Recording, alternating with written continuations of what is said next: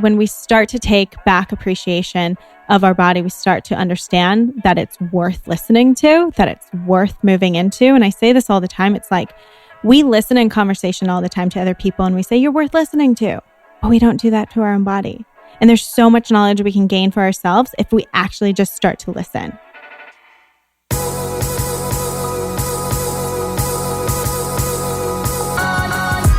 You're listening to the Almost 30 podcast, hosted by Krista Williams and Lindsay Simsick.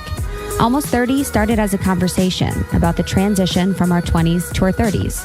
But then we realized life is full of transitions. So we expanded our mission.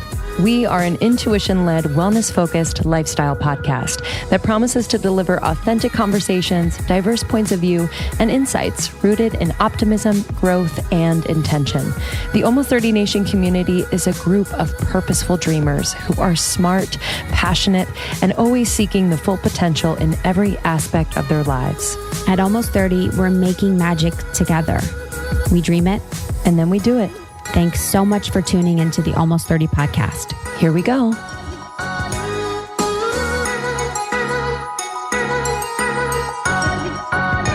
Hey, everyone. Hey, guys. Welcome back to the show. Almost 30 podcast. This is where you are. Yeah, let's take a breath.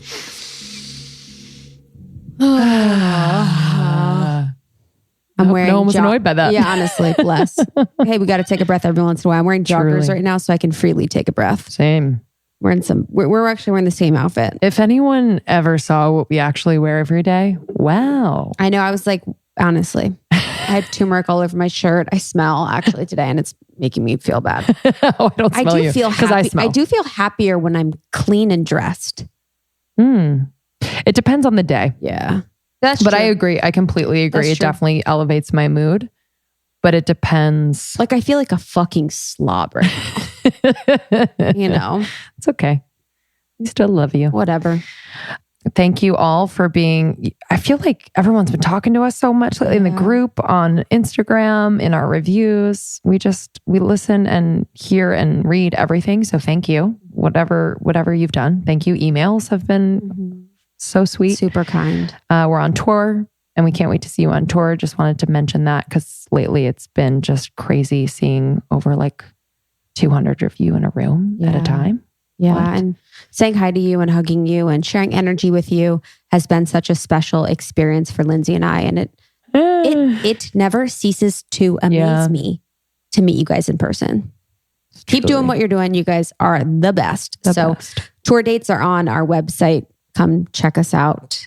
We'd love to see you in person. We bring on amazing guests that we are super proud to be associated with and to introduce you to receive healing or have great conversations. And then we have awesome sponsors at our tour events like Cure Nutrition, which is our CBD brand. We have Vital Proteins. We have Hum Nutrition. We have Skinny Dipped Almonds. So many and so good. They're all just so quality, and our girls freak out. They literally have to bring a suitcase to bring home the swag bags. So I know. Sorry. So we wanted to do something different today. Our guest for today, at DocJenFit, you know her on Instagram. She's the best. Jenna Scare, who is just one of our newest friends and probably someone that we're going to be friends with for a very long time. Whether she likes it or not. Truly. Sorry. She's dope, dude. I just felt like I was her friend. I felt like she's someone you could trust. She's someone that feels very familiar. She's very kind. She's very humble. And she's very smart. And she is very dedicated to what she does. And I just love what she's all about. Yeah, she's the founder of the Mobility Method, which is the #1 mobility program. It helps to optimize movement, prevent injury, relieve pain. And if you follow her on Instagram, I mean, it's one of the most valuable Instagram accounts that I follow, to be completely honest, when it comes to the body and mobility. But our conversation, you would think, would be a lot about mobility. We do touch on it, but Jen recently was in a very public relationship and was in a very public breakup of sorts. And we talk about how she got through that. I mean, it was just devastating. And through this, she has really come back to herself, to love herself. And since we had the interview, things have changed too. Yes. So we wanted to call her in this intro before we actually get into the interview that we did and just like update everybody. Yeah.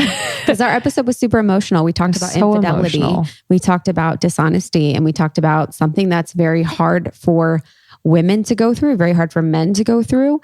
And something that I was so grateful that she was able to share in her experience of rebuilding herself back to the person that she was originally in the relationship. Yeah. So we're going to give Jen a call live right now. You guys ready? DJF, Doc Jen Fit. Doc Jen Fit. Hello. Hi. Hi. Hi, sweet honey. What's up, sister friend? Oh, nothing. I am just relaxing right now, taking a little break from the busy day. So proud of you. I know. That makes honestly, me happy. Tell me more about relaxing. I'm loving that. You are my inspiration. I'm trying to convince myself to get up and go grocery shopping right now. Girl. You're good. But my bed is just like so nice right now. Oh, bless. That sounds so good. Well, we introduced you and we were just telling everyone that so much has changed since not changed. I just think things have happened since we spoke to you on the podcast, and it's just been so beautiful to see on Instagram, though I know things aren't always as they appear on Instagram, but this feels very, very real. Yes, it does. And so, I think for a lot of people out there to hear and feel this full circle type moment for you would be so healing. So I'd love for you to update us. Yes. So it was Sips only tea. about 3 months ago, maybe about 3 months ago, I met someone, super awesome person, and we just continued to connect and talk and dive in.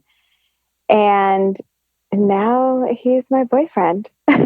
So what changed within you? Yeah. How is it? Allow. Yeah, truly. Because I can imagine after everything that happened, a lot of people would just close their hearts and be like, yo, I'm done for a second. And I had zero intention of calling something in right then. For me, I think it was just continuing to do the work so diligently. And it was especially after I had done the retreat at Christine's and done this whole release through anger and all of that, which was so amazing, and just continuing to process and work through everything. And then I met this human. Wow. So it was kind of after that. And I was so clear on exactly who I am and who I want, even in my life as friends, that I've been so unapologetically myself and clear on who it is that I want in my life and who it is that I am. And I've asked questions and said things that should push a man away. And it's only drawn us in closer. I've been able to be 100% vulnerable and honest, even as triggers come up for me. I'm able to be open and talk through them, and he holds zero judgment about it. And I feel like I actually have a partner who's open to truly walking this journey with me and creating space for that to happen. Oh, bless. I'm so happy for you. I'm so fucking happy for you. Wow. That is. Thank you, guys. When you have that feeling where you can say that shit that is a little scary, is I don't know how this is going to land. And they receive it. I mean, there is no better feeling in the world. There is no better. Oh my God. Period. Oh my gosh. Yeah. Yeah. It's been absolutely incredible. And it's so freeing to be able to be unafraid to be myself and unafraid to be so clear in what I want and who I am. And I think that's really where this has just continued to grow and lean into. And he's very emotionally available as well. And which is why we're able to go there and have deeper conversations and step into the vulnerability and the rawness and the realness. And And who he is. It's just like he shows up in every single situation the same. Even he's been around my family twice already, and he's met countless friends. He cooks for them. He's really just shown up in such a huge way every single time that I'm with him. Wow. Oh, and I know you said last time, that one of your values was your family and your friends, and to have that met is so nice. And it's funny because before, it's always something that bothers you, but it's almost like, okay, maybe it'll get better, or maybe that isn't something that is for me. But then you kind of take back and you have it and you're like, fuck, like this has been for me the whole time. This has been available to me in addition to feeling held and safe and loved and seen and supported and all these things. So. Oh yeah. Like this is literally the first time I probably feel the most seen that I ever have in a relationship. And truly, like, he compliments me from the inside out. It's not from the exterior, but it's who I am as a person. And it's so beautiful. And also I did a lot of like forgiveness around myself, forgiveness for not, I was in a situation where it was like, I need to be more accepting, more understanding, more of this. And all of the while of me saying more, I'm repeating the cycle of I'm not enough. Wow. As I am. Mm-hmm. And so really what it came down to was me forgiving myself for staying in something that repeated this conversation of I am not enough. Wow. Yeah, that's really powerful. That is. There's a really good post that you did on your Instagram of you guys. So if you go to her Instagram, the picture of them on the beach of the sunset, you guys are kissing. And I just love everything that you say in there about your journey and your guys' journey together, and really your journey with yourself in this relationship, and coming back to trust in you and trust to make the right decision, and finding out that you truly are enough, and finding someone that compliments you in that way. Yeah, it's incredible. I feel extremely fortunate and so blessed right now. Oh, well, we're so happy for you. Yeah. And thanks for updating everyone. Thank you. Of course. And like the thing is, we wanted to do this because the interview is so powerful. So get ready for that. But it's a really beautiful thing, like to hear how powerful you are then, and also how it has just manifested even further into a loving relationship, and it started with the work that you were doing, just you and you, and we're just so proud of you. And I can't wait to meet him. I know. I can't wait. You can cook us dinner. We're free. We're free. He is totally open for that. Aww. Well, thank you. Thank you, sweet one. We love you. We love you. Thank you, guys. And we will see you love you soon. Yes. All right. We'll talk to you later. Bye. Okay. Love bye. You. Bye. Oh, God. She's so sweet. So sweet. She's the best. And she's just as sweet as she seems online. And honestly. Cutest little body. Deserves that. Same body as me. Same. I was like, so flexible. I kind of wanted to like her to get on my shoulders. Oh, that'd be so fun. Yeah. I was like, I kind of want to like throw you around somewhere. Totally. She's so little. Oh, but this episode is super powerful.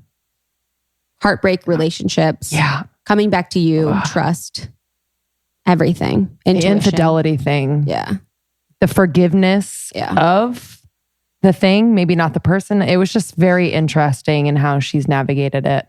And she mentioned Christine on that call. She was talking about Christine Hassler. Yep. Christine Hassler does various retreats and workshops. We've had a podcast interview with her, so you can go back in the archives for Christine Hassler, almost 30. Yes. She's really powerful and she does great work. So we're excited for you guys to listen to this interview. If there is a friend that you know that needs to hear this, please pass this along to them. They will be very appreciative. Truly. Thank you all for listening. We love you. Thank you for your support. We can't do this without you. You inspire everything that we do. So whether it's suggesting guests, topics, anything at all, we listen and we're glad to, because this is yours too. Yeah. So thank you. Thank you. Enjoy, and we'll see you on the other side. Yes, we love you. I always get very excited when I can get my brother hooked on healthy products that I love. And the other night I was just minding my own business, making my mushroom hot cacao with reishi from Four Sigmatic, as I do every night before I go to bed. And he was observing me and he smelled the cacao. He's like, "What is that?" And I was like, "Well, it's like my version of hot chocolate. You want to try it?" He's like, "Sure." So I made him one. He loved it and just, it was like his little night juice, and he was out.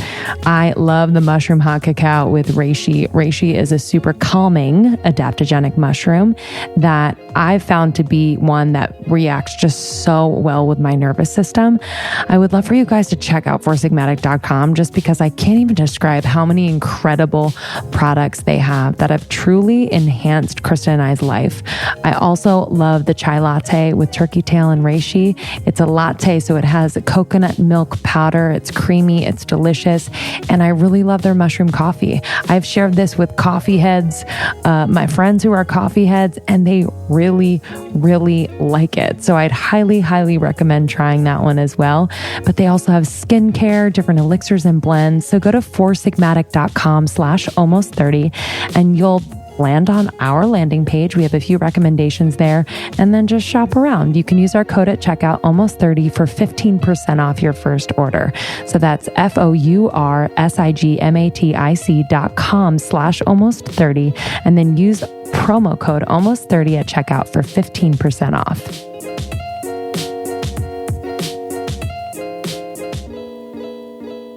So it's 11 a.m. Like, what do you do in the morning? Yeah. I kind of want to know.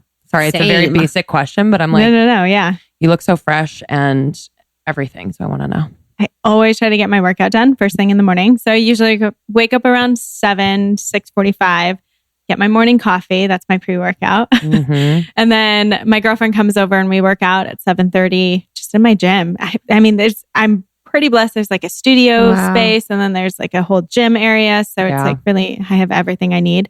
And I can work out without needing like a ton of stuff as well. And so we work out for like an hour, and then I did a live, kind of talked to my audience, connected with them a bit. And What'd you then talk to them? showered and came over here. I'm doing a challenge this week. So it's really exciting to just see everyone like moving. And really the bulk of it is not like the exercise and the workout, but it's really the knowledge behind everything. Like I'm really just always trying to push education into the body. Why would I do this exercise? What muscles are supposed to be engaged and activated, and what's happening? Why would I even implement this into my program?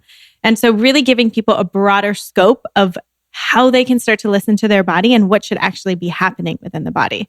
So it's so much fun to see people like waking up and getting in tune. I know. How do you get people to start making that connection? Because I think people they see results from someone else and then they want to aspire to that. And I don't think that there's a connection made between themselves, their body, the moves that they're doing, and why. So how do you get them to start? Just introducing to them a different mindset, because it's like, listen, this is my body because I did gymnastics for 9 years. My mom is still like, she didn't even do gymnastics, but her body is like very more muscular based. And that is exactly the body type that I take after. I don't have to do a lot to have muscle. And this is my body type. I work out mainly more so for the gratitude, the appreciation, the fact that I won't be moody. Feel that. You know, exactly. So getting people into the idea of appreciation for their body and what is actually happening within the body. And I talk about stories based on like when I was in grad school and there was a guy who had cerebral palsy, and watching him, like he lived in his wheelchair, but he lived on his own, and watching him get down on his wheelchair, put on his shoes and shirt, which takes like 20 minutes, things that we take for granted. And he's literally using his full capacity just to be able to like live on his own. And it's like, what are we not tapping into? What are we not appreciating? What do we say like, oh, I can't do that. I don't have this. I don't, and just limiting ourselves instead of appreciating the fact that our body can change. It can adapt. There's so many possibilities, and just starting to appreciate and move into that so that we can learn why we would do something rather than what the end result is supposed to be and what my body is actually capable of, rather than what it's supposed to look like. I mean, I think we're starting to get into the idea a little bit more that body image is not what you should be striving for, because one, it could be manipulated in so many ways, right? And we can put in fat in different places and make things look a certain way, not even needing an implant. And, just because this person's genetics happens to do that doesn't mean that yours is going to, and that's okay. That is totally okay. And appreciating what we have and the ability of what our body can do, I think, is what I'm just always trying to push that message back into people. Yeah. It reminds me of like when we love like classes or yoga classes where there's no mirrors, because I really think that you can kind of feel and be in your body and understand the connection between what you're doing and how it makes you feel stronger or just more soft in your body, whatever it is. So were you always like that? Or when was like the shift where you really came to that place of gratitude for your body as a strong vessel like it is? I think, in gymnastics, I had an appreciation. Like my coaches would always say, you're abnormal. Like we are abnormal humans for what our body can do. This is not what a lot of people end up moving into and can achieve within their body. So know and appreciate the fact that this is abnormal, what you can achieve and what you can do. And that's kind of how he always kind of pushed us to continue on, to not quit, to not give up. Because that would happen all the time. Your mindset would be like, nope, that skill's too hard. I can't do it. I give up. I quit. And so he kind of always, I appreciated the fact that he did coach into like, this is amazing. This is awesome what you can do. And that was a limited mindset because anyone can move into that. But that was an introduction to it at least. And then it wasn't until I would say grad school when it was really opening my mind to be able to see these other people, like this other woman with junior rheumatoid arthritis can barely bend her elbow to like 90 degrees, can barely open her legs. And she's running every day, doing yoga, and literally like moving into whatever her body allows. And it's so beautiful. And there's this story that she told. I love telling it because it's so funny. She was like, I went into the gynecologist and there was like this sub-gynecologist. And he was like, okay, put your feet in the stirrups. And she was like, well, I can't do that. And he was like, backed away. And he was like, well, what are we going to do? And she was like, I don't know. My boyfriend figures it out.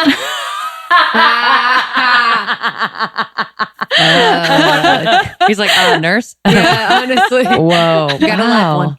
And why, like, is it a mental thing? Like for people who do have those conditions and like, I can't even imagine kind of the mental strength that it would take to even get to a point where you're moving in a somewhat normal way. Is it mental? Like, can you be doing stretches and exercises to be able to like over time allow your body to do it? I guess it depends on the condition, but what have you seen working with people? Yeah, I think, when you're born and you have full capability, full adaptability within your body, you have the ability to adapt and change. Is it going to take more time sometimes? Sure. But you can. And I always tell people it's like a developmental stage when we're babies that you put your toes in your mouth before you learn how to crawl and before you learn how to walk. So before we're even building strength, we're getting back to this mobility foundation. And a lot of times what I see, it's like we're going for this image. We're going for these aesthetics of what we want to look like. And we're building on top of a foundation that is not working very well. And so getting people back into understanding why mobility is important, understanding where it's limited within your body so that you can make the strength gains that you want, so that you can move into this body that you maybe want to start releasing some weight in. And I like Christine Hassler actually phrases it that way. And I love it. Instead of losing weight, you're releasing weight because you don't want it to come back. Yeah. So true. But, and I think it takes a continual work of building the awareness. We can't learn anything. We can't move into anything unless we become more aware. And even when I got out of gymnastics and I was working out all the time, I stumbled upon Pilates, and there was this one woman, and I worked with her like one-on-one, like every single day.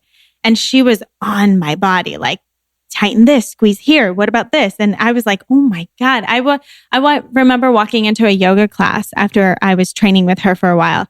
And I used to walk out of yoga classes like, this is easy. I'm flexible. I got this.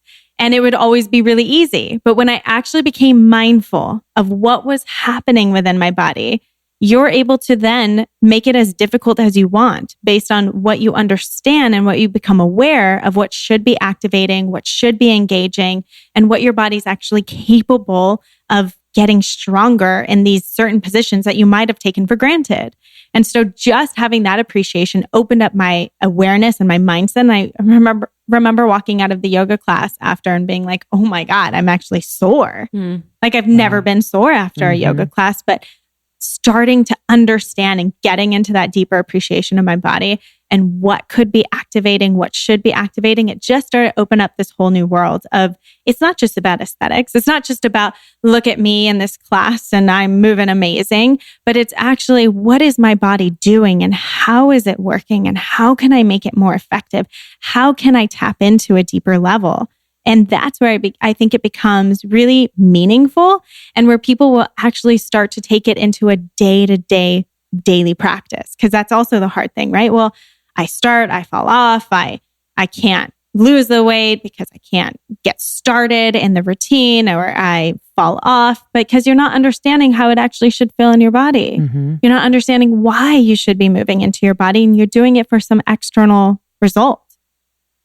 Yeah, it's crazy to think about like the workouts that people do now on a regular basis, like, berries, Orange Theory, or all these things that are they're advanced, if you think about it, and like not having the foundation to understand like why you're doing cleans or why you're doing certain workouts or like what exactly should be engaging is kind of a mess. Do you find people getting more injured? Because I feel like there's been such an increase in the amount of people that are working out very, very hard now. I don't know if it's more. Yeah. I think it's always kind of been there in terms of like people falling into injury, whether they're taking classes, because classes have been around for so long, and I don't want to attack classes and say that the instructor's wrong. I mean, if you have 20 to 50 people, you can't possibly get to everyone. Yeah. And so it's not based on the classes. It's just go to the classes, learn, and also take time to maybe work for a personal trainer every once in a while. Like, would you rather pay once a month even, or like a couple times a month to work with a personal trainer, or pay at a copay based on injury, based on all these other things that happen to you? Like, it is worth paying to gain the knowledge of what's happening within your body. And hopefully you have a trainer that's not, that's appreciative of the fact that maybe you can't afford a bunch of sessions, and maybe they understand, okay, come see me once a week or a couple times a month, and we'll work on understanding what exercises you can start implementing, understanding what should be happening within the body, and then they can take it from there. And then you can walk into workout classes and feel like you're actually engaging and working the way you should be, modifying based on your body, not based on the instructor, not based on, other people in the class, but based on what you're finding and understanding within yourself. And I think that's so important. And when we start to take back appreciation of our body, we start to understand that it's worth listening to, that it's worth moving into. And I say this all the time. It's like we listen in conversation all the time to other people and we say, you're worth listening to, but we don't do that to our own body. And there's so much knowledge we can gain for ourselves if we actually just start to listen. What is, just to go back for a moment, what does, working on your mobility look like? And just really understanding that, whether it's exercises that our listeners can be doing or just focusing on certain areas like your hips or your hamstrings that could then affect how your back feels, things like that, how it's all connected. Yeah. An easy way I like people to understand it at first is just the places, if we go by like a joint by joint approach, the places in our body that should have more mobility would be your upper back, your hips, and your ankles and your big toe. And if we look at that and we say, oh, well, the places that people typically have pain is the neck, the low back, the knees, and the feet, like plantar fasciitis. So isn't it interesting that the places we typically have pain, above or below that is where it should be more mobile. And typically those places of pain, not always, but those places of pain could be coming on because what's you're not working well above and below that area. You're not moving from the hips or the upper back the way that you should be. So your low back is taking on a lot more pressure. Your knees are taking on a lot more pressure. And so that's why we also get out of the concept of where the pain is means that this is the problem. It's not the problem. And your pain is just saying like, hey, like something's happening. It's just addressing the symptom. And it's just telling you that something is happening within the body, which is also not a bad thing. It's not something to be scared of. It's your body talking to you. And we need that pain signal in our body in order to be able to live and thrive and be functional human beings. So pain isn't bad, but also understand that it's the symptom. It's not the problem. And so when we start to open up and say, okay, is my upper back moving well? Are my hips moving well? And not just in like hamstrings and hip flexors, because a lot of us love to dig into our hip flexors so many times. But what about the rotation? What about sitting in a hip 90-90 stretch and making sure the internal rotation and the external rotation works? What about your ankles? Those can take so much pressure off of the knees when we actually start to open up our ankles more.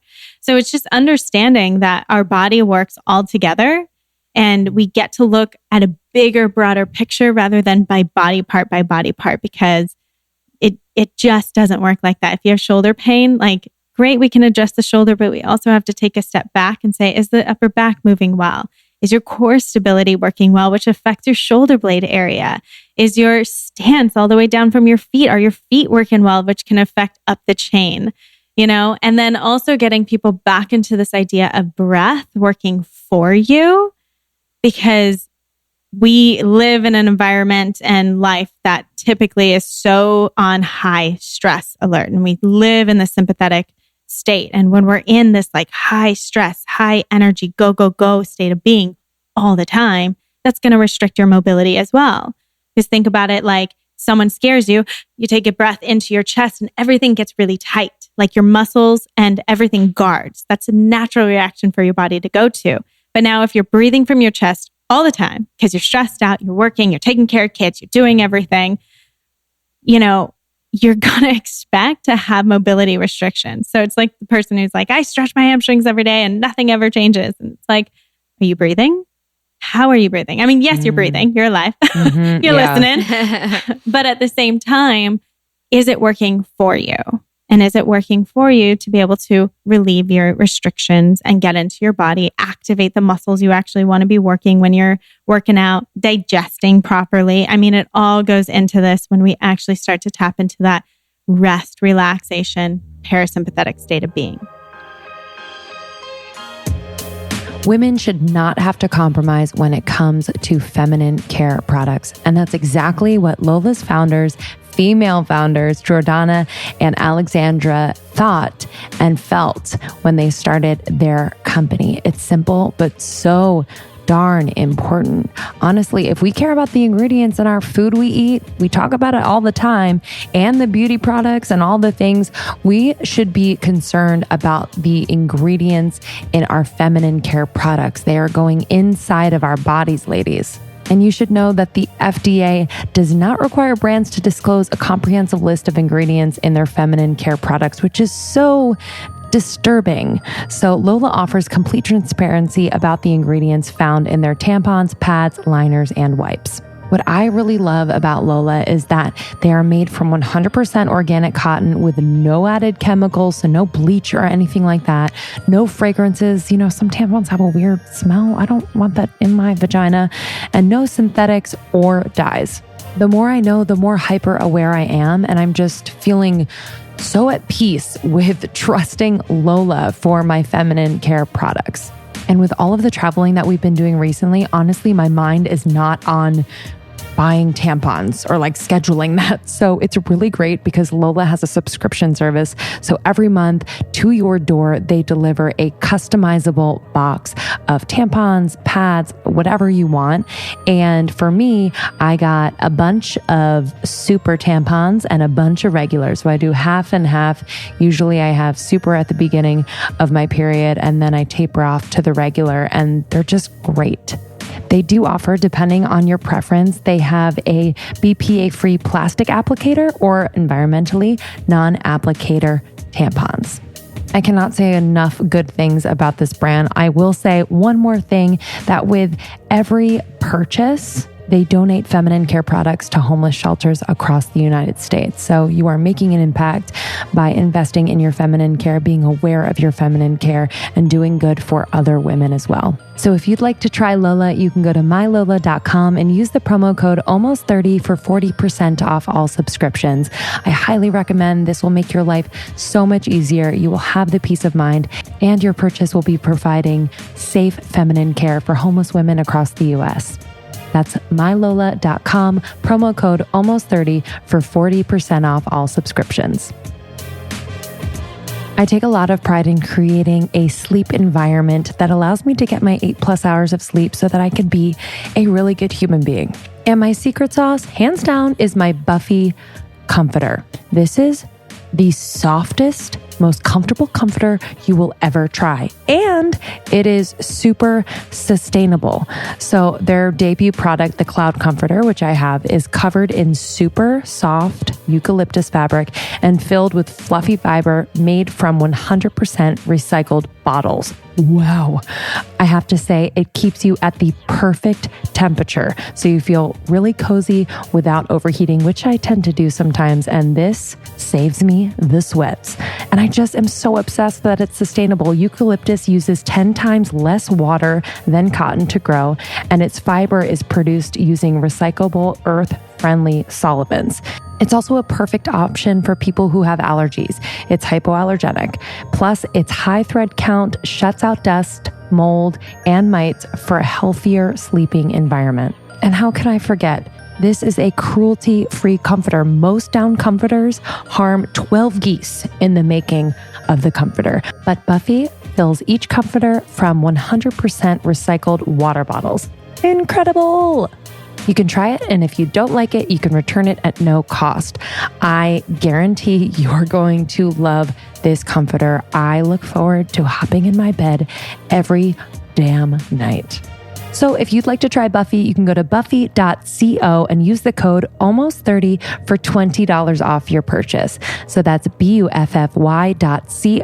Use the code almost30, ALMOST30 for $20 off your first purchase.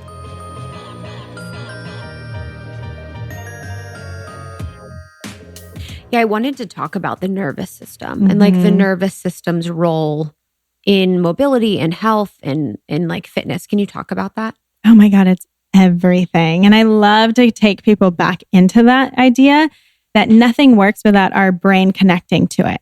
So that is our nervous system. Our muscles don't fire without it. Fascia doesn't move without it. And the fact and the reality is it takes over a ton of force to manipulate fascia. So you rolling on a foam roller or getting a massage, it's not mechanically manipulating the fascia. And like all these fancy tools out there that tell you you're going to break up scar tissue, you're going to break up fascia, it's not. What it's really doing is it's talking to our nervous system. So I'm so glad you brought that up because it's really just a feedback mechanism for our brain to register to our brain to relax. And right underneath our skin, we have these mechanoreceptors, and they all respond to touch, vibration, pressure, temperature. And so you can imagine, like, especially if you're getting a tool that is not only going to add pressure, but it's going to add vibration to you, then it's tapping into this other layer to be able to tell the brain, like, hey, calm down. And so it's really like a relaxing mechanism rather than a releasing mechanism. Not that they're bad, but it also, that's going to temporarily help your brain to be able to tap into those muscles and relax the muscles, but it's not going to be a permanent change. And the only way we create permanent change is now taking that relaxation point and adding a new movement, a new stability, a new range actively throughout that motion. You know, that's how we can start to tap into the body. So as much as we want to get fixed by someone else, no one else can fix us if we're just laying there passively. It can be a start to tap into the nervous system, but then you got to move into it yourself. And that's like the other beautiful tool is like what I've seen. And even just from my Instagram videos, which is crazy, is I'll get people like stopping me and they'll say, oh, I did your shoulder post that you did the other day, and now my shoulder feels so much better. I'm like, what? From a little video? You know, it blows me away. But at the same time, when you start to actually take the tools into your own hands and you start to implement it, your body will respond. But you have to do some work. Mm-hmm. And why would it be any different for your body than it is anywhere else in life? In order to build a business, you got to do the work. In order to lose some weight or release some weight, you got to do some work. Like everything in our life takes a little work from ourselves. And we get to take on that responsibility, that it is our responsibility to get out of pain. It is our responsibility to listen to our body and to start to move our body and appreciate it. Are there any quick fixes that you are wary of, that you want people to be aware of? Because I think in the wellness world, fitness world, physical therapy world, there are those products, those programs, those workouts that seem like a quick fix or whatever it is, however they market it. Are there any that we should be aware of and wary of? You don't have to mention like specific brands, but I do, for our community, we want to be like really open and honest and transparent about that type of thing. I would just be mindful of the marketing that's happening. So there are some brands that will say straight up, like breaking up scar tissue, releasing the muscle tissue, and just know that it's not happening. It could feel better. So it's not bad. It's just how can you use a tool to your benefit that's going to calm down your nervous system? So it's also not about smashing and getting into these areas as hard as possible. It's about being able to like lay on a foam roller or use a tool and actually breathe into it, actually be able to relax your system into it. That's where you're going to get the most benefit, not by smashing harder. Yeah. And so just getting people to understand that, like whatever tool you use. Also, like some of the psoas release ones, they're not bad. Where's your psoas again? Right in like your hip area. Okay. So like your stomach area. Like goes from here to here, right? It connects actually into your low back. Okay. So that's why psoas release can be really powerful, because it does add on some pull to your low back from all the way from your top of your leg.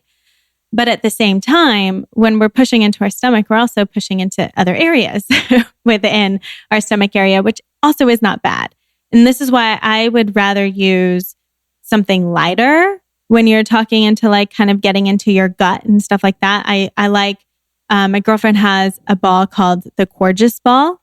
That's part of her tune-up fitness package. And this one you can kind of deflate and stuff. And so you can lay on it on your stomach and it becomes a lot less like pointy into your gut or pushing into areas that maybe shouldn't have that much density in there, and just being able to breathe and relax and release. Because if we can learn how to turn on that rest and relaxation system based on tapping into different areas of like your gut and your rib cage and using your breath to be able to do that. And so if we can tap into those areas and learn to turn on this parasympathetic system, we can also learn how to get out of anxiety. We can also learn how to get out of those stressful times when you're sitting in traffic, when your boss is yelling at you, whatever it may be. You can actually learn how to turn on that parasympathetic system so you can relax.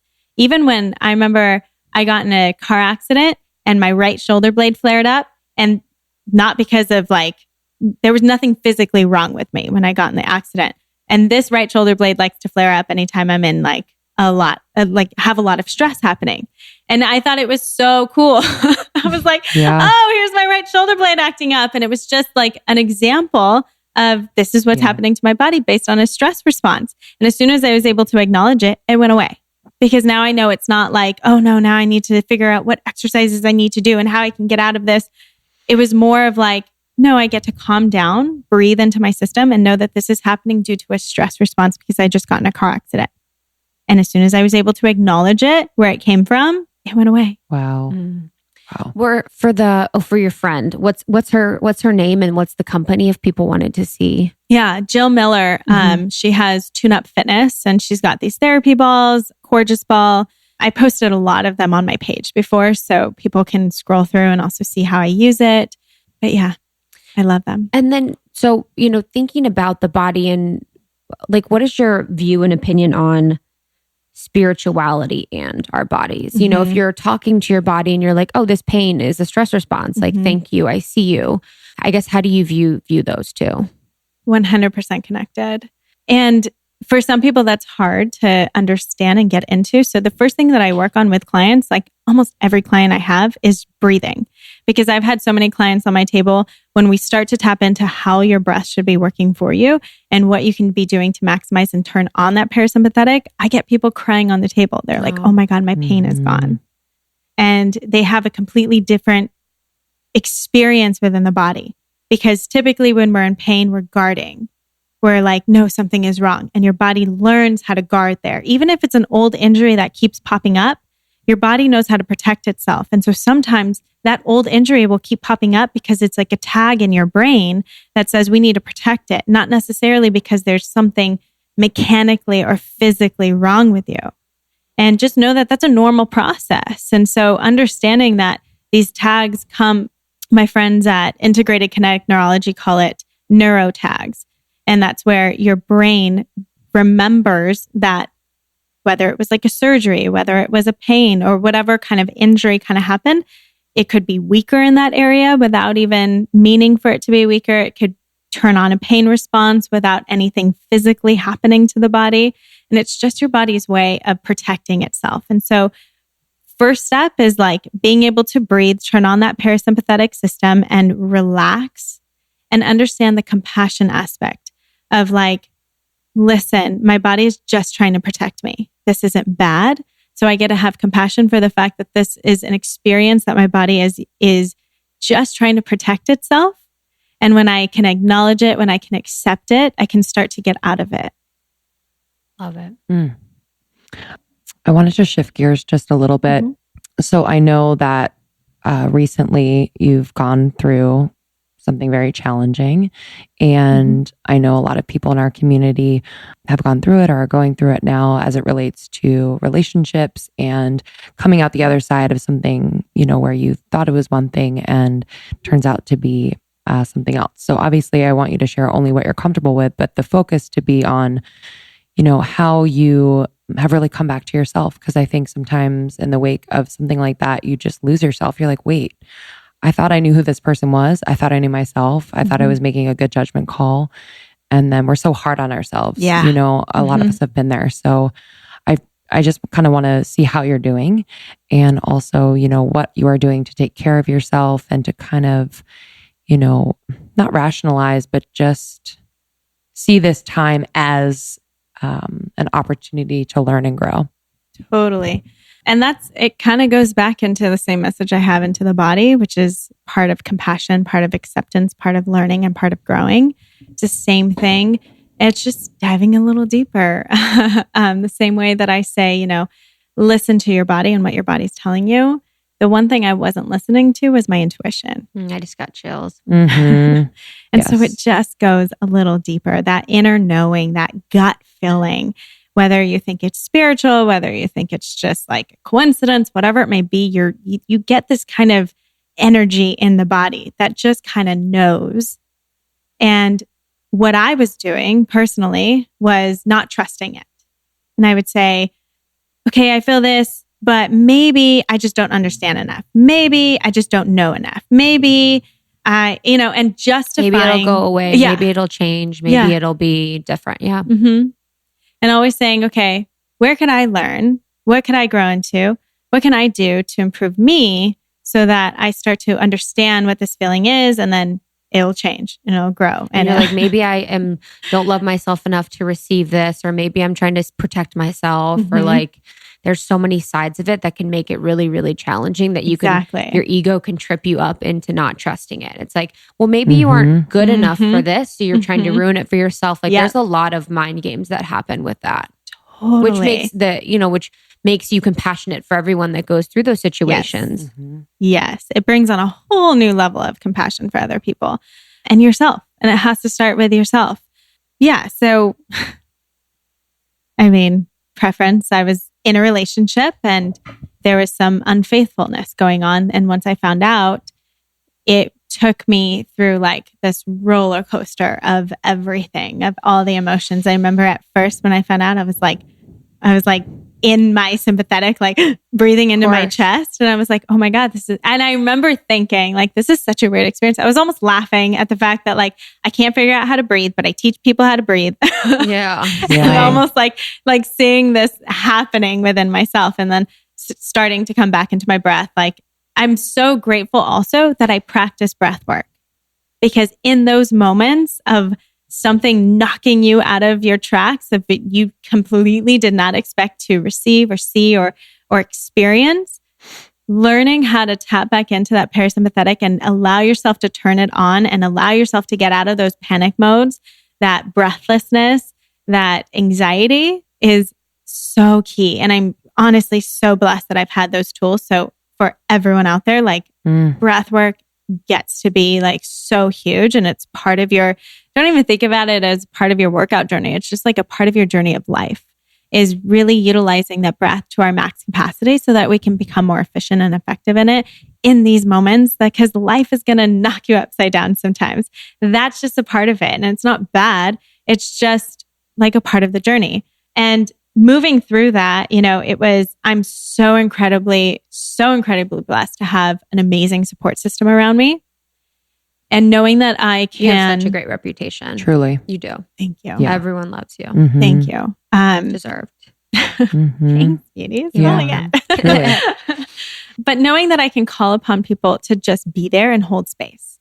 And I think that's the hardest thing. And for some people, I had to kind of turn away from a little bit, not because it was bad, but because some people are uncomfortable with emotion and with the process of what healing actually takes. And they want to rush you through your process. Oh, it's so much better. It's so good. It's so great. Like, yes, it is. It is. And they're like, everything happens for a reason. Yeah. And you're like, yeah, literally, you're like, fuck you, not right now. Or there's so much compassion on the other side. I'm like, it's day 2. There's no compassion. It's day 2. I have a pitchfork outside of his house. And so, kind of just knowing and trusting to distance myself from people that I couldn't yet be in that energy. Because yes, it's beautiful. Yes, it's great. Yes, there's so many blessings, especially that I had. This wasn't something that I needed to say, could I work through this? Because I wasn't married. I had no kids. I can take care of myself. I have my own business. So I'm so incredibly grateful. And also, I also want to preference, like, walking away isn't always the bravest thing to do. Sticking it out and saying, how are we going to work through this? Whether it is because you want to see, could it work with marriage? Could it work with kids? Could it work financially? Whatever it may be, that's also brave. And so there's no you stand up for your worth when you walk away. I think you stand up for your worth when you say, okay, what are we going to do now as well? And really taking the reins back into your own hands. And just now you have a lot more awareness and knowledge of what you're moving into and what problem you're trying to fix. And so that's what I really wanted people to hear too. Like, it's not one way or another. It's not good or bad. It's just what is going to make you feel like you're standing for your worth completely, 100%. And what is going to really tap you into that inner knowing that you were neglecting. Because typically, everyone who's reached out for me through this process, it's like, oh my God, I had that same inner knowing. I wasn't listening. And it's that thing that we just don't trust. It's like, as soon as it happened, it was like, this freedom came over me of this, like, oh my God, 1, this had nothing to do with me.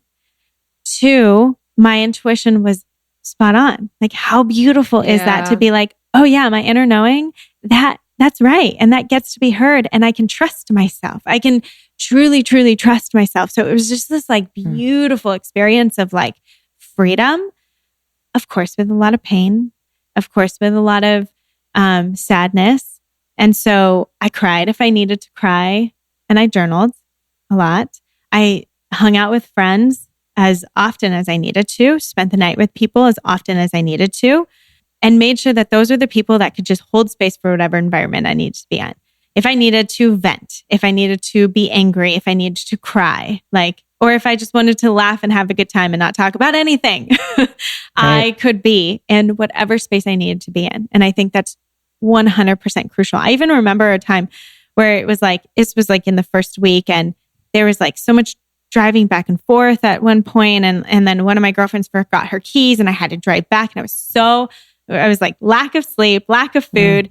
I was like a bitch. 100%. I like came back and I was like, oh, so annoyed. And they had to see like my stank face. And the next day I was like, sorry guys, I was a little bit.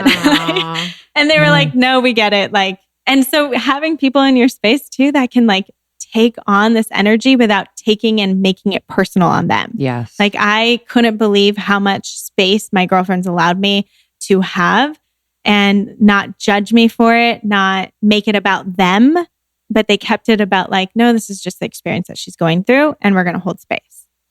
And that's like so beautiful. And I've had other experiences, mainly with a guy, one of my guy friends, and I like started crying and he couldn't handle it. And he was making it about him. Like, what did I say? What did I do? I didn't do it. And it's like, no, obviously I just needed to like release and I needed to cry. And I'm not going to apologize for the fact that I needed to cry and I still feel sad.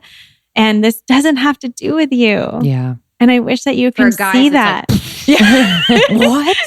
They're like, I didn't do anything wrong. Or else they're like, I remember one time I cried for no reason too. And then they're like, yes, this makes sense. You related it to me directly. This makes sense to me. You're like, okay. How have you... Yeah, I just wanted to say something about the, that there was like, this is what I do when I have points that I want to make. I like cross my fingers because I ran out of fingers. But one of the things you talked about is not rushing people through the process. And I think that was like really beautiful. And I think that's a really, really beautiful point. And that's the difference between a friend that you want to go to over and over again, that's really going to hold space for you, like you said, rather than a friend that's just going to like mark you off their list. It's kind of more for them to be the one that's giving you the advice that they think is, you know, going to help you or whatever. So I think that's like a really beautiful takeaway for our girls to think about, is holding space rather than, you know, directing their healing in a way that you think is like Instagram quote worthy. And then also one thing that you also talked about in your post that I thought was really beautiful, and I think about it maybe like once a week, was that you said you got hives and you had like a body... shingles. You can see it right here. Yeah. Wow. So you had a physical body reaction. Was this before you found out or? This was during the relationship. Body. Yeah. It's talking I to love you. You, body. You're always right. Right? Exactly. Yeah. There was a lot of stress at that time. And we even went to seek therapy and the attention got kind of shifted away from me. And I was like, hey, I'm drowning still. Like, I'm still not okay. Wow. And it took me, it took me getting shingles for me to go to the therapist and say, I'm telling you, I'm not okay. I'm not strong. Something is happening. And it took me to get the shingles for her to be like, oh my God, I see you. Oy. Next therapist. I know. Honestly, what? Therapy. Just kidding. There she goes. I not trusting. There's my proof. There's my proof. That's all I need. Never going. Yeah, literally. That's all I need. But I can imagine. I'm just kind of like picturing like, okay, so there's two people in the room, you know, and it was like it's a public thing. Like you're, you know what I mean? You're not like nobody, right? Like, so yeah, I can just imagine the dynamic in that situation might have been a little bit skewed. I'm also wondering like too, I mean, you have like kind of friends that overlap, you know, like I think everyone experiences that in a breakup where you have to kind of let go of people, or you have to navigate relationships with the people who, not taking sides, but I just think they're like, well, we don't know the facts and da, da, da, da. How do you kind of like come to peace with that, you know? Yeah. Good question. I know, I'm sure you're going through it. Well, in the beginning, I was saying the first month I needed to just create space. And it wasn't anything to do with anyone else. It was like, if you're going to choose to be like in his energy, I can't be in yours right now, because this is my time for me to shift away from that and focus on my own journey.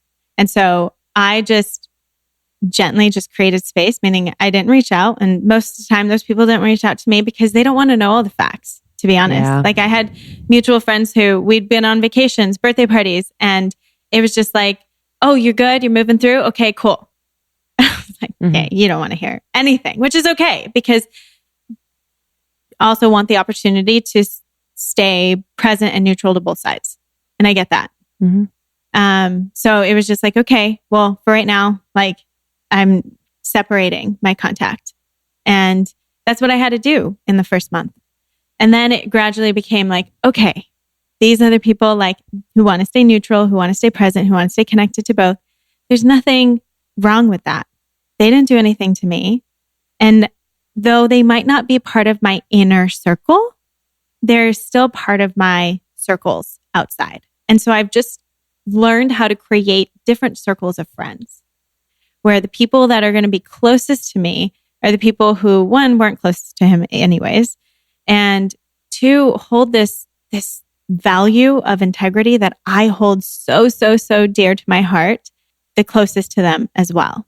Because I have separated myself from friends who I've found out were not in integrity and full of infidelity and other things. And like, though we might still be cordial, they're just not part of my inner circle. So I have distanced myself from friends who were my friends, you know? And so the people that are in my inner circle are kind of the ones who hold to the same value, where it's like, it doesn't really matter where you are in your life in terms of what you're doing or what status you hold. Like I hold on to the value of the person more than the status of the person. And so that's really become like my innermost circle. And then around that becomes just traders. I would not say that. Just people who are still doing good in the world and still wanting to help and if full of integrity themselves, just see things a little bit different on the outside. And that's okay. And then it goes even further from that and then even further from that. And so I've just learned how to hold people in different spaces, and wherever they at is okay in their life. And this currently is where I'm at. Will it always stay? Probably not. It's going to ebb and shift. And so this is, at least for me right now, what I'm finding to work, what is holding enough space for me to continue to grow and work through things. And it allows me to have compassion and acceptance for other humans as well. And there has been so much now compassion for the other side of my relationship and what that experience has taught me. I mean, compassion from you or from others towards him? Is that what you're saying?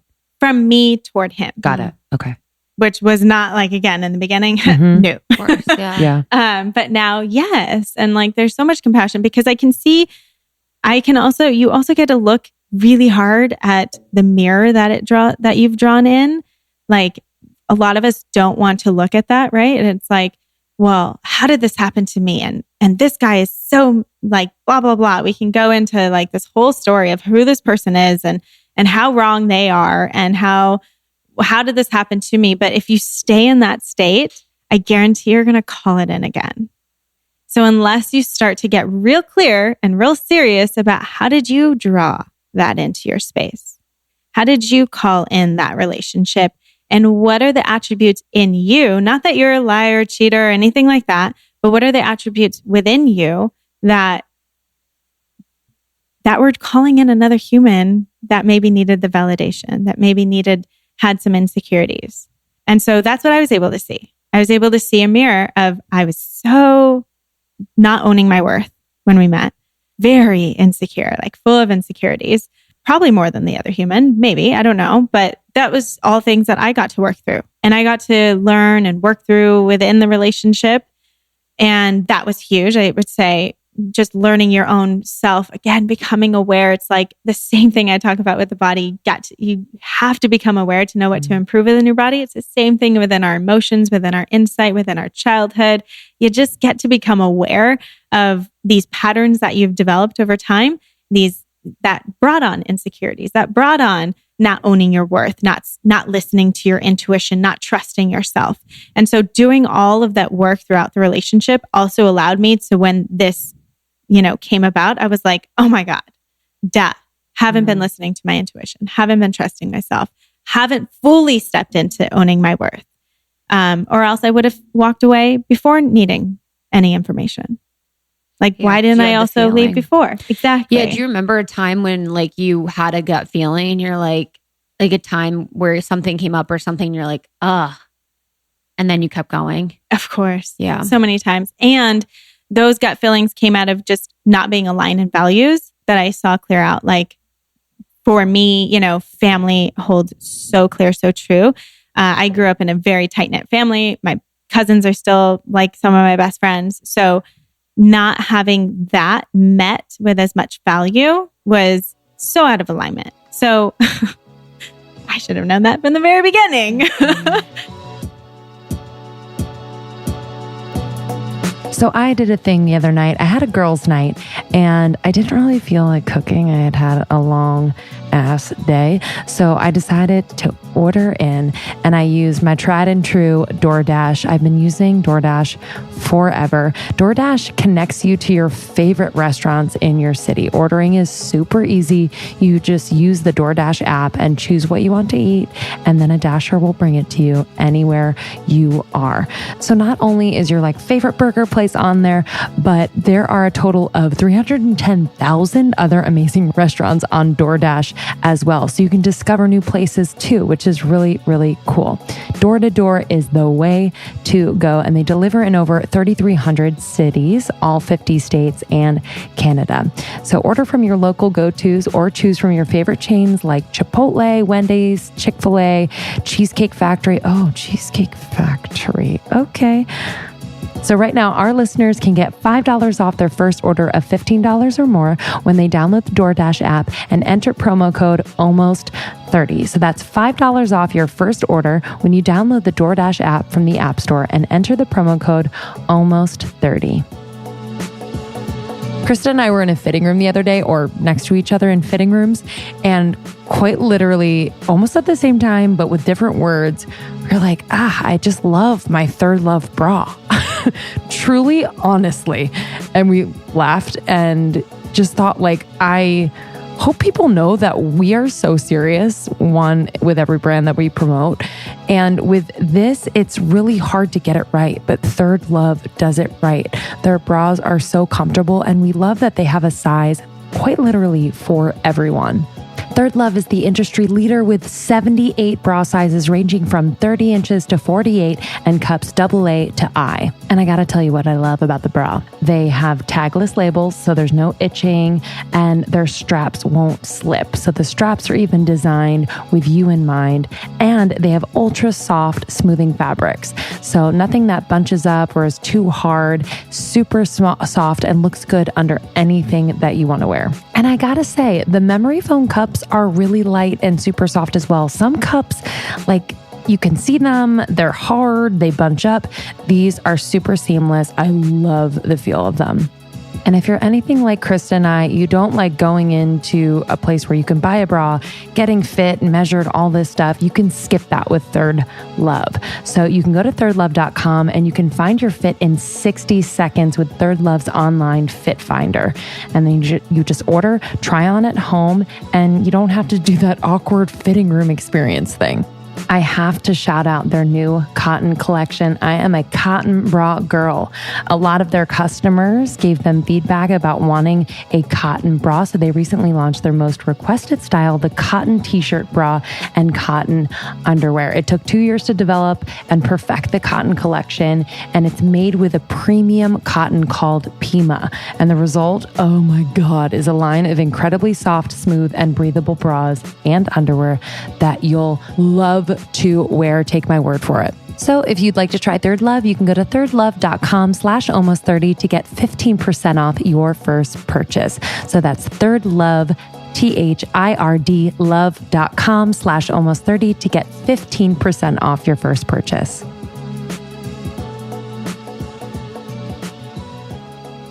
But it's hard to when you think of your family, you're like, of course I want them to approve, but then you're like, but this is my life. Yeah, and maybe they're not always going to approve, exactly. And they don't know, and they're not in the, so I can totally understand kind of wanting to give it more of a chance and not putting all the value in their validation. Yeah.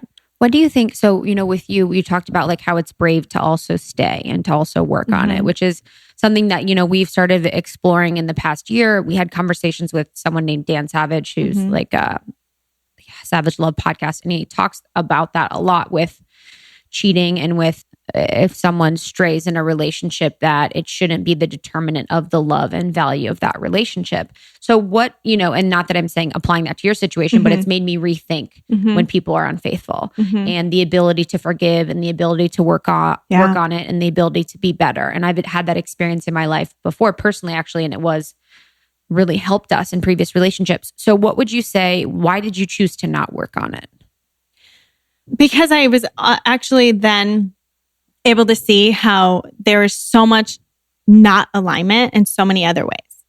Like I said, going back to like the values just based on family. And then there's other things that in alignment in terms of values just were not there.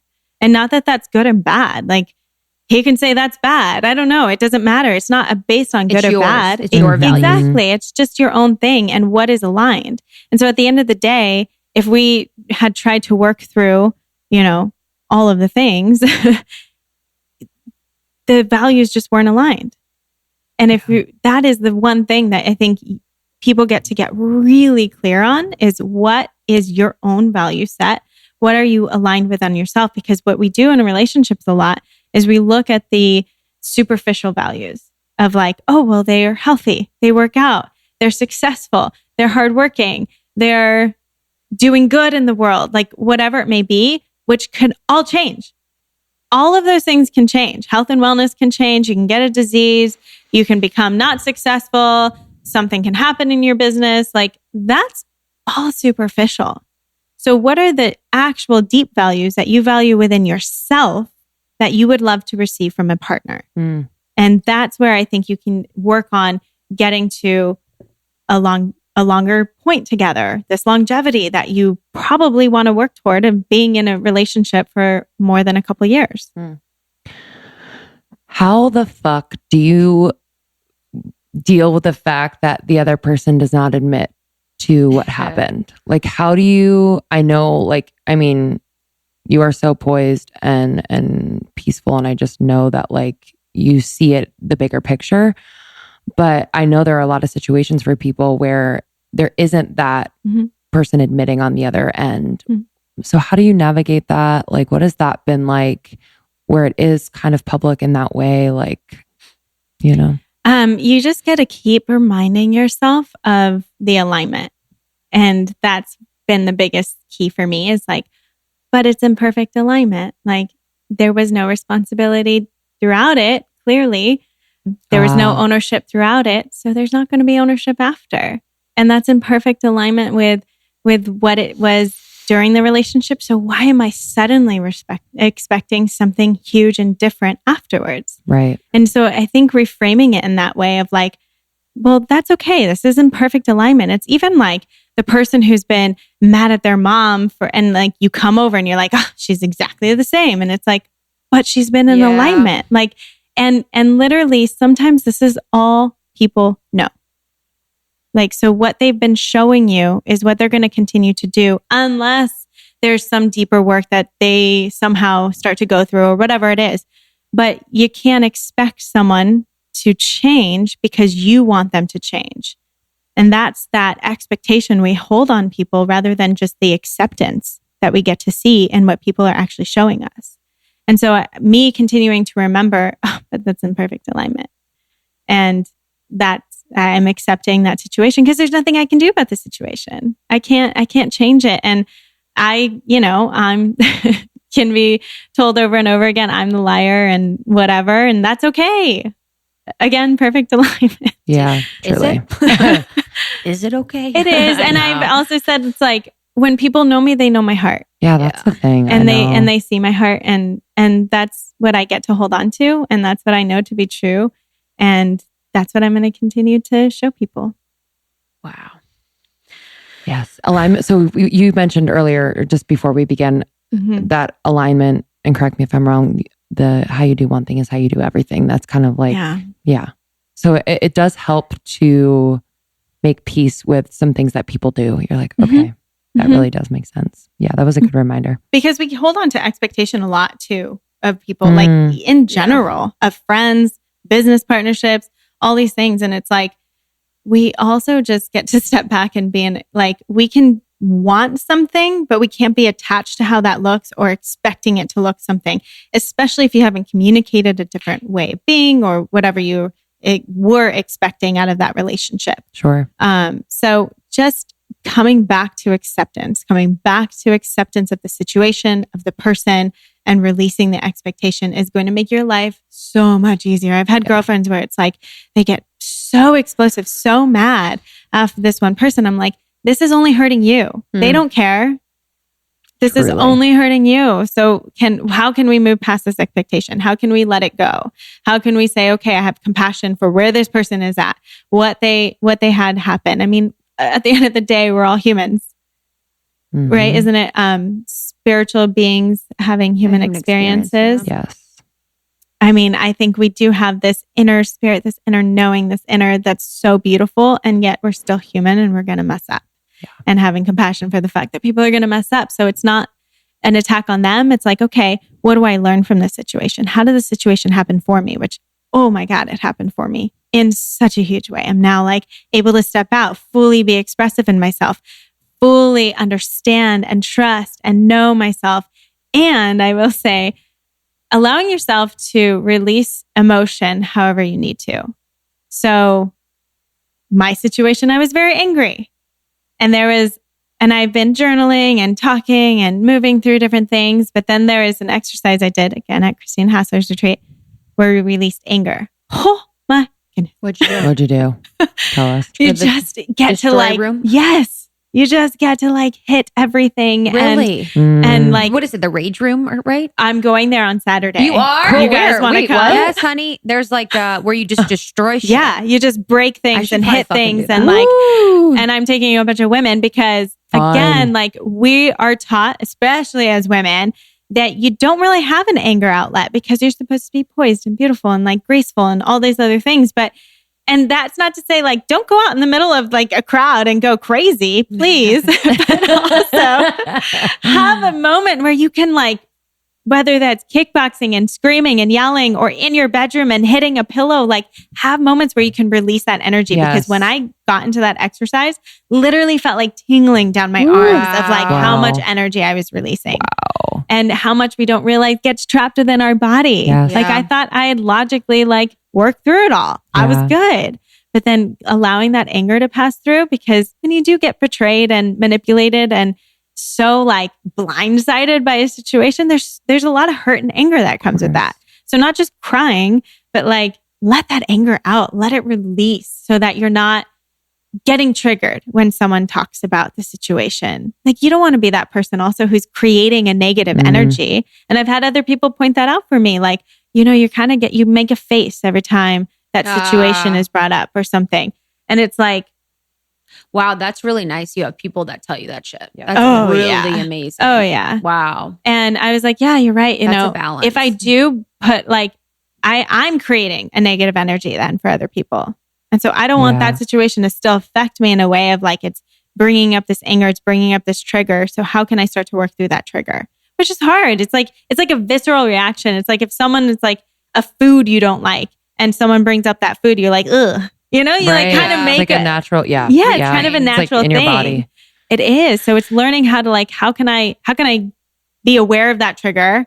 And then how can I not bring in that negative energy about that situation to and other also people? Within relationship too, and we'll get to questions. John Wineland said one time when we were talking to him about if you're in relationship, and because sometimes as girls we're like, well, we don't want to like freak out on the partner because we don't want to put that on them. And if we really did freak out about whatever we're feeling, it might be too much, quote unquote. But he said something like if you go to your partner, I'm like, hey babe, can I show you how my boss made me feel today? And you're just like, you either like scream or you like slam something down, and it is kind of dramatic and crazy.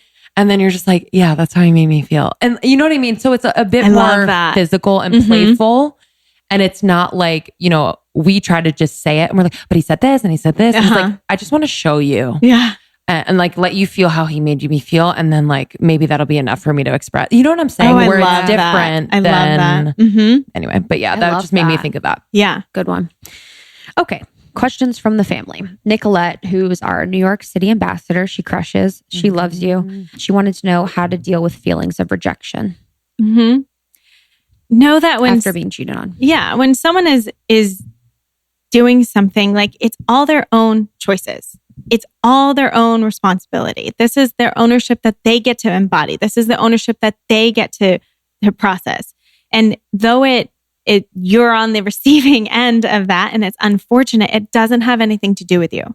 It does not have anything to do with you. And I think we got to hammer that in, because when I came out about it, and I had like a response back of like, well, if someone's cheating, it's because of you. And I'm like, that's a classic. Oh my God. And so of course I posted that up, and I was like, and this is why people feel shame to come forward. Wow. Because this is not okay. Like, there's no shame in sharing your story. And I think we've gotten that, haven't we?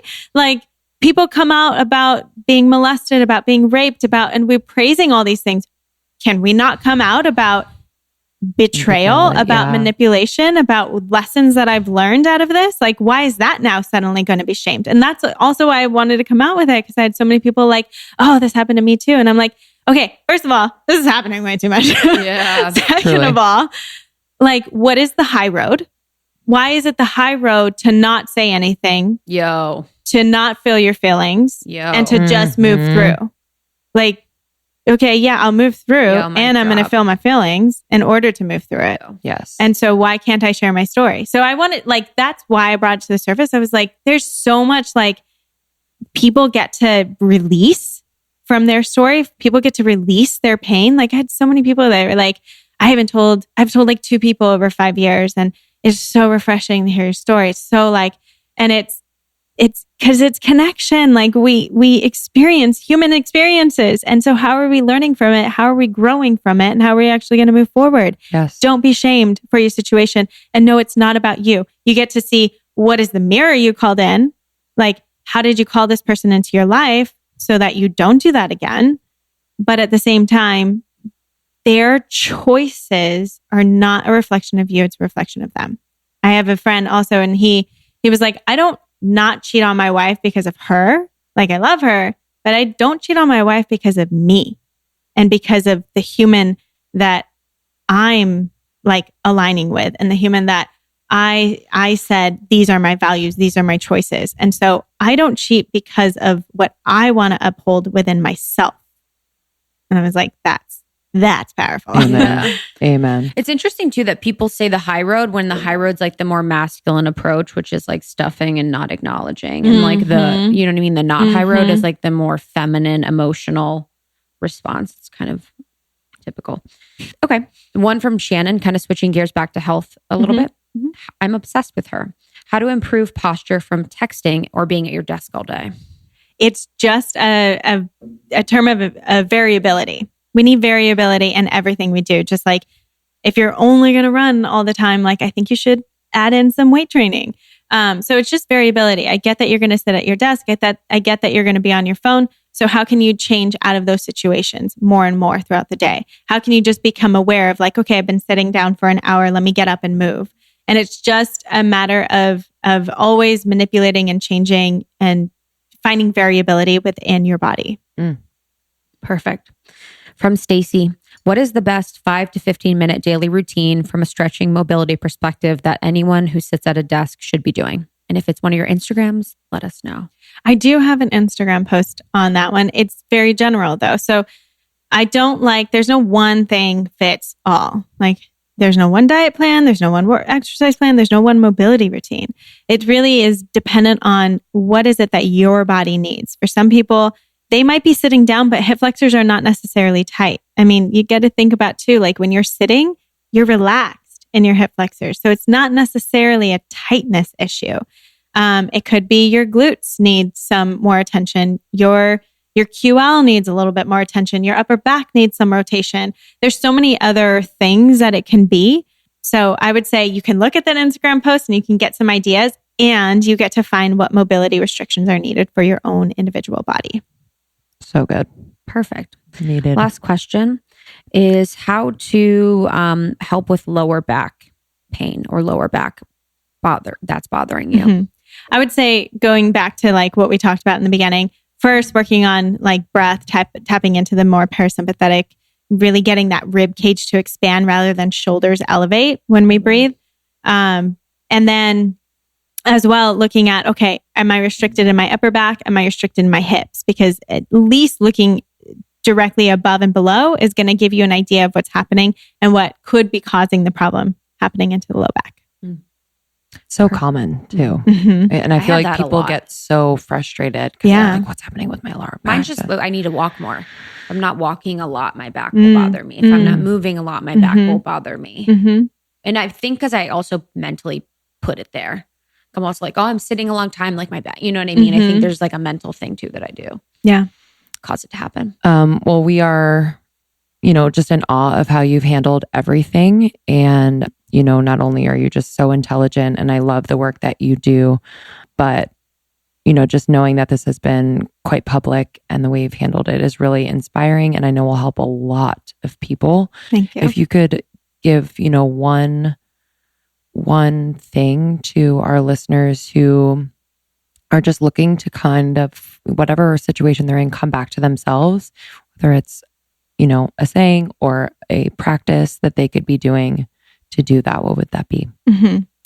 Taking time every day, place one hand on your chest, one hand on your belly, and just start to breathe in and out through your nose, because nose breathing is so powerful. And really feel your belly moving with your chest. Feel that whole expansion happening, not just from your chest, but from your whole belly, rib cage, chest area as well. And reconnect and say, I have compassion for myself. I am doing the best I can in this moment. And that is perfectly okay. Beautiful. Yeah, truly. Where can people connect with you? What can they expect from you in 2019?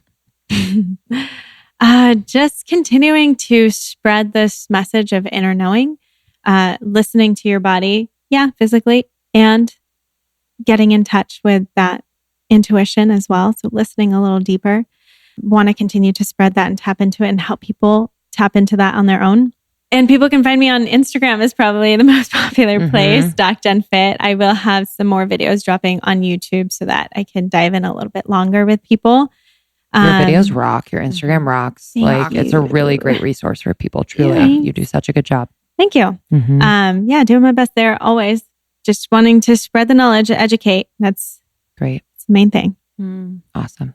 Thank you. Cute. Your little feet are hanging from the chair. Her so little feet have been like moving back and forth on the chair. It's literally the cutest thing I've ever seen. That was me when I was 4. Honestly, I hope we were sitting like a fucking a basketball player. I am so thankful. Yeah, truly. Yeah, I love your Instagram. I find such value from it. And just, everyone says the best things about you. And we're just so thankful you were here. We know our girls love you already, but if they don't, they'll love to follow along and just learn more from you. And that you're our new friend. I know. Yeah, I'm so excited. Sorry, here we come. We don't let people go. I love it. All right, guys. We'll see you later. Love you. Love you. Bye. Thank you so much, Jen. Thank you so much for being so open, so vulnerable, so honest. It means a lot. It really struck a chord with me. So I really appreciate you. Truly. Follow her at DocJenFit. She's also the founder of the Mobility Method, #1 mobility method program ever.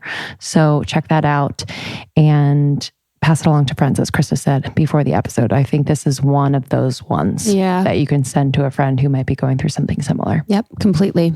All right. Let's do review of the week. Review of the week. Thanks for writing these. You guys are such poets. You guys are just so thoughtful and kind and warm, and your vocabulary blows me away. The way that you write blows me away. If you guys want a job with us as a copywriter.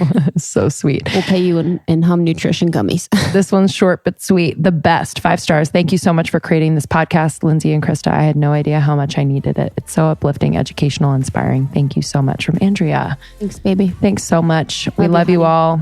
Have the best day. You have the best day. Truly. Seriously, you deserve it. Bye. Bye.